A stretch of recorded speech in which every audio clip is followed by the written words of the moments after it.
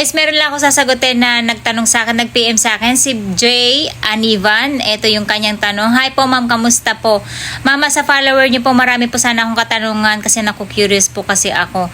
Wala po ba kayong close friend dyan po sa Japan?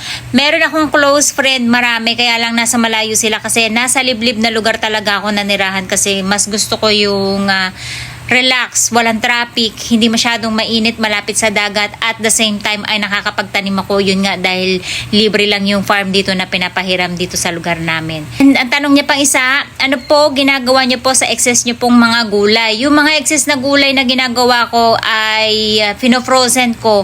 And then dahil yung mga talong sobrang dami ang ginagawa ko, guys, araw-araw nagtotortang talong ako at yung mga anak ko, ewan ko, hindi nagsasawa sa tortang talong. Syempre nandun na rin yung gumagawa tayo ng salad naman na talong para sa asawa ko, and then minsan 'di ba nagpapakbit tayo kung ano-anong luto. May mga natitira, ang ginagawa ko ay piniprito ko na and then fino-frozen ko na kasi yun yung anytime para pagkadating ng winter meron akong nagagamit na mga pagkain na hindi nakikita kapag taglamig kasi mahal dito ang gulay kapag taglamig dahil ginagamitan nyo ng heater. So ayun, pino-frozen ko siya. Wala rin po ba kayo mga kapatid or kamag-anak dyan sa Japan? Meron akong kapatid na sa Yamanashi. Malayo siya sa akin, guys, kasi malapit yun sa Tokyo na halos. Ang layo namin sa Tokyo ay nasa 21 hours yata o 18 hours. Tapos doon siya malapit sa Tokyo, 2 hours ang lapit niya sa Tokyo. So malayo din siya sa akin, hindi siya basta-basta mapuntahan. Dalaga ko naman, nakabukod na siya pero nasa Fukuoka naman siya.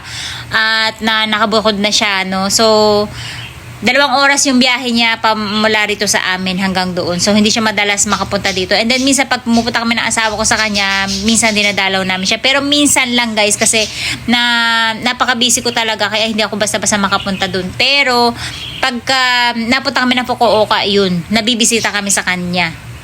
Tanong naman di Lilen Elena Altamirano, gawa din po kayo ng video sa paggawa nyo ng tinapa. Hindi pala to tanong, request niya pala to.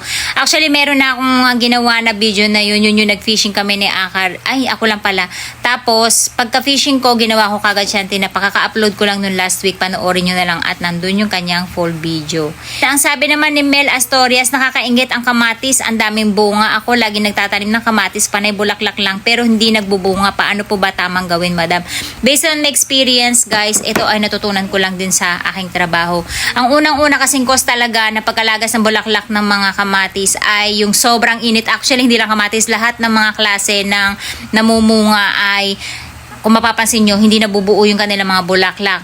Ang cost nila ay merong 3 cost pala yan. Una, hindi sila napopollinate ng maayos. Pangalawa, sobrang init ng panahon, madaling matuyot yung kanilang bulaklak. Third, guys, kapag sobra sila sa tubig, kaya kung mapapansin nyo dito sa Japan, yung mga tanim na mga kamatis ng mga hindi siya pang business ay nakapayong kasi yun yung madali silang malaglag kapag nauulanan sila o natatamaan sila ng ulan at pagka matubig masyado yung inyong lupa. So bawal din yung sobrang matubig, kailangan ay yung katamtaman lang. So kapag namumulaklak pa lang sila ay dapat ay alagang dilig sila kasi yun yung time na kailangan ng bulaklak para mapapanatili yung moist dun sa bulaklak at magtagal sila, no? So hanggang sa mapollinate sila.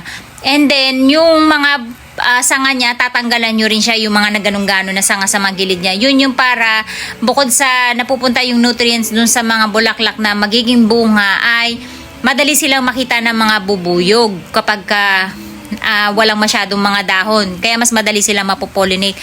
Bukod sa kakulangan ng tubig ay sobra naman silang nasisikatan ng araw. Kaya kung mapapansin nyo, guys, yung pagtatanim ko ng kamatis ay nasa area na kung saan ay half day lang, hindi sila nasisikatan ng matinding sikat ng araw sa tanghali. Kasi madali silang matuyot at madali silang malaglag. Yun yung ginagawa ko. Ito ay natutunan ko lang din to sa aking trabaho, no? Kaya yun, ina-apply ko lang doon sa akin. Then yung next na tanong natin, na tanong ni Belen Agas, ano po ang ibig sabihin ng sinasabi nyo bago kumain? Ito yung kapag kumakain ako, lagi akong nag-iitadakimasu. Ang ibig sabihin nun sa Hapon ay let's eat, o sa deep meaning nila ay thank you sa masarap na pagkain na nakahain sa atin at yung kanyang buhay na inalay nila para sa atin. So parang same almost ng meaning nung Gotsusama deshita, no? Yung thanks for the meal. Tapos, ang tanong naman ni Evelyn Rafael, paano paglalabhan na yung jacket na pinost ko nung last time na may electric fan? So, kung mapapanood nyo yung full video ko na yun, guys, ay meron yung electric fan sa magkabilang gilid and side pocket na battery. Natatanggal po lahat yun, di kalas siya. Kung mapapanood dun sa full video ko, ay pwedeng-pwede nyo siyang labhan. Siyempre, kasi mangangamoy pawis yun, kaya kinakailangan talaga ay di kalas lahat. Yun ang panoorin nyo yung full video ko na yun sa mga hindi nakapanood. And then, last na tanong ni Arlon Apagargotisa, ito tungkol pa din doon sa jacket. Ilang hours po yung tinatagal niya? Ang tinatagal ng battery na yun, guys, ay 8 hours.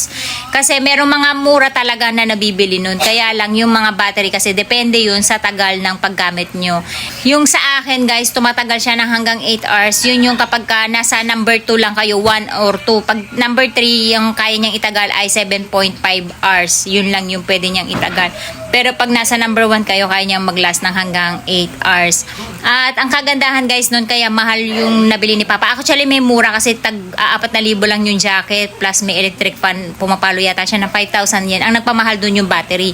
Ang kagandahan kasi nun, guys, kaya medyo mahal siya.